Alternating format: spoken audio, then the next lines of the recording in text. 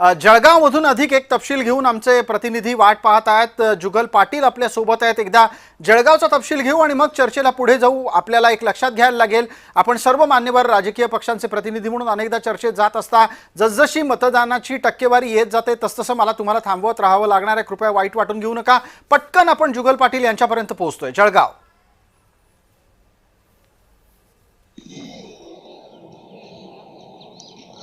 नक्कीच जळगाव जिल्ह्याचा विचार केला तर जळगाव जिल्ह्यामध्ये 16 नगर परिषद व 2 नगरपंचायतीचे आज या ठिकाणी मतमोजणी होणार आहे। जर विचार केला तर या मतमोजणीसाठी आज पोलिसांचा चोख बंदोबस्त हा मतमोजणी केंद्रावर या ठिकाणी तैनात करण्यात आला आहे। सकाळी 10 वाजेपासून या मतमोजणीस सुरुवात होणार असून जवळपास जळगाव जिल्ह्यामध्ये 116 फेऱ्या व 160 टेबलच्या माध्यमातून ही मतमोजणी होणार आहे। सर्वात आधी शेंदुर्णी या ठिकाणी जी नगरपंचायतीचा निकाल या ठिकाणी हाती येणार आहे, कारण सर्वात कमी मतदार या ठिकाणी झाल्यामुळे सर्वात आधी याचा निकाल येणार आहे।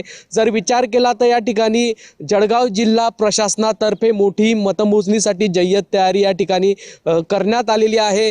जर जळगाव जिल्ह्याचा विचार केला तर प्रतिष्ठेच्या ज्या मतदारसंघ आहे मुक्ताईनगर मतदारसंघ, मुक्ताईनगर मतदारसंघामध्ये माजी मंत्री एकनाथ खडसे यांनी आपल्या राष्ट्रवादी शरद पवार पक्षाचा एकही उमेदवार जरी या ठिकाणी उभा केला नसला तरी त्यांनी केंद्रीय मंत्री रक्षा खडसे यांना एक प्रकारे पाठिंबा दिला होता। शिवसेना शिंदे गटाचे आमदार व केंद्रीय मंत्री रक्षा खडसे यांच्या कार्यकर्त्यांमध्ये या ठिकाणी मोठा राडा या ठिकाणी झाला होता। मात्र आज विजयाचा गुलाल कोणाच्या अंगावर पडतं हे पाहणं महत्त्वाचं ठरणार आहे। जर विचार केला तर जनतेचा कौल हा खरा कोणाच्या बाजूने राहणार आहे हे मात्र आज पाहणं महत्त्वाचं ठरणार आहे। सकाळी 10 वाजेपासून ही मतमोजणी प्रक्रियेस सुरुवात होणार आहे आणि मोठी जय्यत तयारी प्रशासनातर्फे करण्यात आली आहे। कुठलाही अनुचित प्रकार घडू नये यासाठी पोलीस बंदोबस्त हा चोखपणे ठेवण्यात आला आहे।